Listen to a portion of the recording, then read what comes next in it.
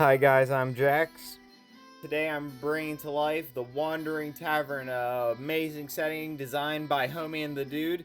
And thanks to them, I'm also going to be giving you promo codes for your forever DMs to bring the Wandering Tavern to their tables. I'd also like to thank my friend Hydra Creations for helping me print out these lovely resin STLs. First off, we're going to have to get our paints. I'm going to be using Citadel's Contrast. They're what I have on hand. And I'm also going to be using a bit of paint thinner.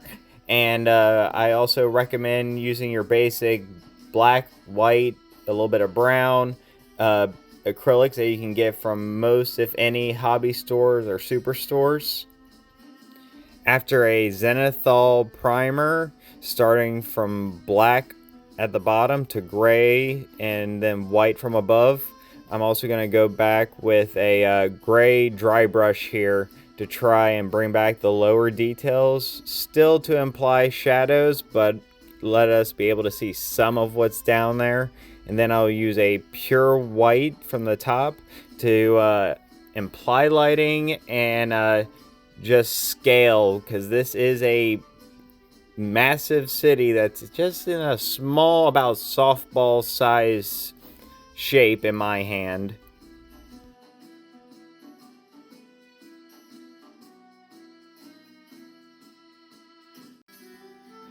Gotta get all those little details. Also, I will note some of the smaller parts are a little fragile, and I'd recommend keeping some super glue on hand if you're fumbling around with your hands like I am. Now we finally start adding some color. We're gonna be going with some thinned out skeleton horde to focus on all the stone and wood areas from the top and bottom. And you gotta remember now with these contrast paints, even thinned out layers, the more layers you add, the richer and fuller your color comes in. Once we like where we are, we're gonna add some Griffhound orange and snakebite leather, spraying a bit on the roofs, but majority the lower metal sections, to imply rust and just give some different colors from above. Once again, when you get where you like, we're gonna now add a bit of Flesh Tear Red to the mix, and we're gonna focus this only on the lowest of the low metal sections, where rust would accumulate and be its heaviest.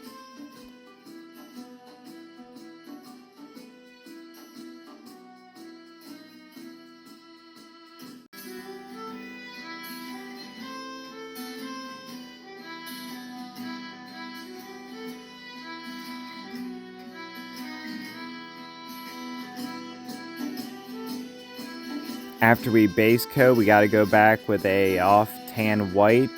If we want our other colors to stand out, we have to rebase coat all these areas essentially. And I'm trying to follow the artwork for the Wandering Tavern, and a little bit of inspiration with some, from help the with the STLs. But there is no exact rhyme or reason to this. They describe the tavern as a kaleidoscope of colors. So there is no exact wrong way. You can design your tavern however you like. I am going to be following, though, the tavern's artwork as best I can.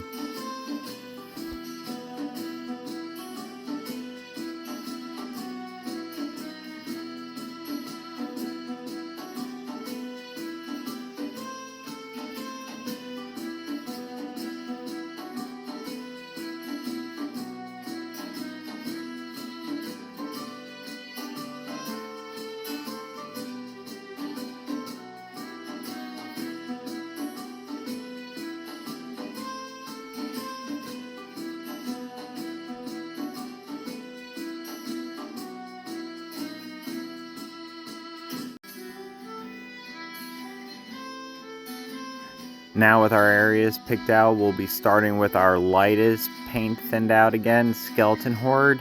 we're gonna be picking out the stone walkways and buildings, the cloth sails and wings as well. Next, with Nasdrag Yellow, we'll choose a few select buildings and roofs to be yellow. Then with a mixture of greens, we're going to be getting all the foliage that is on the top plateau. And then we'll choose a few select roofs as well. Then we'll go in with Griffhound Orange, also choosing some select buildings.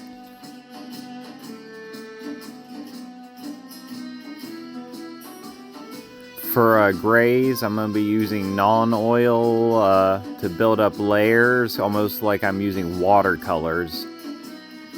We're going to add some more thinned out skeleton horde for our towers. Busting out the acrylics, we're going to mix some umber brown with tan to give some variety to all the wood areas. I try base coating all the blue areas with Night Haunt Gloom, just so I'm able to pick them all out. Roofs are our towers and a few buildings. With Flesh Terror Red, I'm going to choose out the few brick stairs that you can see in the tavern's artwork. And a few more of the roofs as well. Now we brush on and stipple on some medium-toned gray acrylics on all the metal areas, just to help imply that there is metal, which you'll not be able to tell with all the rust. Now we're going to wash everything with Agrax Earthshade Brown, and a few select areas will get non-oil, like all the whiter areas.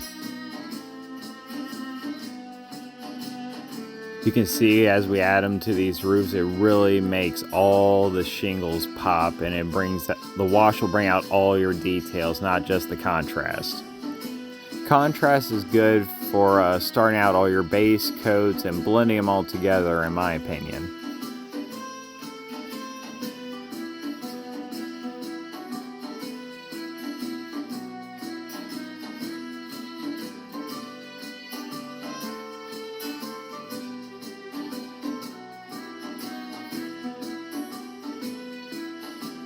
And now I tried to brighten up the tops of these towers with a little bit of oxide paint, which I didn't like as much, so I decided to cover them in this alkaline green. We go back painting on a more tan mix for our towers, trying to brighten them back up a little bit.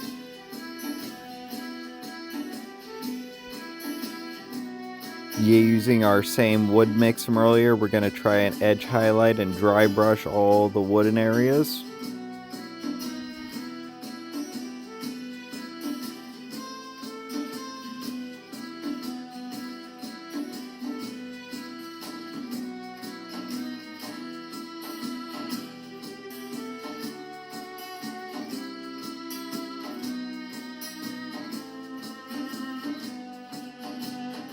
Going to use some acrylic yellow to try and bring back some of the details to all the yellow buildings.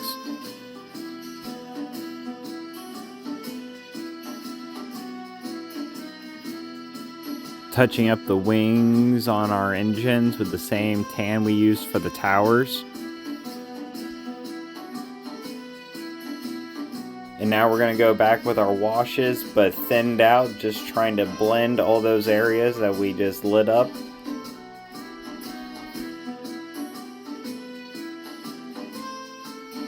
Going to dry brush the roof of these towers with a light blue to try and make all the little shingle plates pop.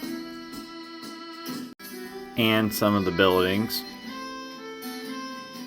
Now the most tedious part using a thinned out white, we're going to try to pick out some windows, because I'm going to be taking my own artistic take, and the most beautiful time of day I think for the sky is actually sunset or sunrise. So I want to have some of these windows showing as glass and some of them as lit as the time of day is changing. It's really going to give that kaleidoscope of colors effect. And I just want to show all the tiny details that they put into this beautiful mini. We're also going to leave some of those windows alone and just leave the wash to help imply that some of this place isn't lit for how vast it is. Now choosing some select windows, primarily on the upper sections, we're going to be using that oxide paint from earlier to paint our glass. Then with some Nazdreg Yellow, we'll be showing where some lit rooms are, kind of like a cityscape as the city swaps from day to night. I want to show that in this little sunset diorama we're going to be doing of the Wandering Tavern. Now we'll be starting that sunset paint effect. As the sun sets, the light will be coming from actually below the city since it's flying. And we'll want white so all our paints have a nice fresh start. We'll be using Nazdreg Yellow for the base coat, starting the base here, and that'll be at our brightest sections. Now implying distance, we're going to add that Gryph-hound orange again, spraying farther towards the back and underneath of the city. And for the top of the base here, things are starting to come together so we can finally glue our city to its base and start blending it and all of our diorama effects we're going to put on together. Going to make some little clouds using some polyfill stuffing, using our same paints we were using before, Gryph-hound orange, Flesh Terror red, and Nazdreg Yellow. Using what's left over on the base to help start blending the city to its base. We start gluing on the clouds, teasing them into shape and using super glue to set them in place. I then grab another one and we're gonna hit that with just straight Nazdreg and attach that to the front from where the sun is. Now I'm gonna add Leviathan purple at the farthest reaches, because as the sky goes, you know, it goes yellow, orange, red, purples, and blues. We'll add some strings to sell the little anchor ropes. Then we're gonna clean up the ring of the base, the flat black. I also wanted the balloons that help the city float and fly. We're gonna make them out of some ping pong balls covered in athletic tape, some beads and aluminum wire with super glue holding them together. They're gonna get the same wing paint skeleton horde, and then hit them with the sunset paint effect using Nazdreg Yellow, Gryph-hound orange, and Leviathan purple, and some Flesh Terror red. Working up gradual layers and gradients, light from the bottom to the darkest up top as night falls or sun rises. And then we'll black out the ropes to match the ones that go underneath the city and blend it all together. Our final result is this lovely sunset diorama take of the Wandering Tavern with fully detachable balloons from the top so I can help show my players. We got these lovely clouds that blend the base together. All of the undercity and underworks are fully painted and detailed. I think we got pretty close to what the artwork has with just my slight artistic retake. Here it is from above. You can see that the top balloons, like I said, are fully detachable. Used a little bit of hot glue on the tips of those wires to not scratch the paint. If you want to bring the Wandering Tavern to your table or to your Forever DM, use Chaotic Digital for all the digital content of the Wandering Tavern and STLs for 3D printing these minis and the city itself. Chaotic Books for all the physical content, and Chaotic Bundles for all the bundled content. And I hope you guys have a great time with the Wandering Tavern. I'd like to thank again Homie and the Dude for giving me the chance to bring their concept to life. And I also love to thank Hydra Creations for helping me 3D print the lovely tavern itself and other minis. And I hope you guys come again. More Wandering Tavern content will be coming soon, and I can't wait to see y'all again.